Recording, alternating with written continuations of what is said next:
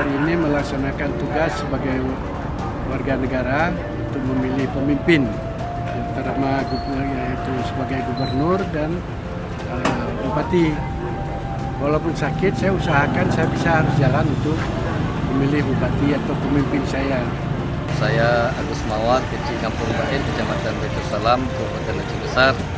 Alhamdulillah pemilu kada pada tahun ini berjalan dengan lancar dan aman setelah kita kontrol dari PPS, kemudian juga tim pengawas kampung dan juga bekerjasama dengan TNI dan Polri yang telah mengamankan sejak kemarin pengantaran suara dan lain sebagainya. Dan pada hari ini saya pantau di TPS 1 Menasa Kampung Bait dan juga TPS 2 ISD Kota Pasi dan TPS 3 di Menasa Bait. Alhamdulillah berjalan dengan aman dan tertib tanpa gangguan apapun. Harapan saya selaku Kepala Desa Bait mudah-mudahan ke depannya terpilih pemimpin baik gubernur ataupun bupati yang bisa mengayomi ataupun mensejahterakan rakyatnya dan juga bidang pembangunan dan lain sebagainya.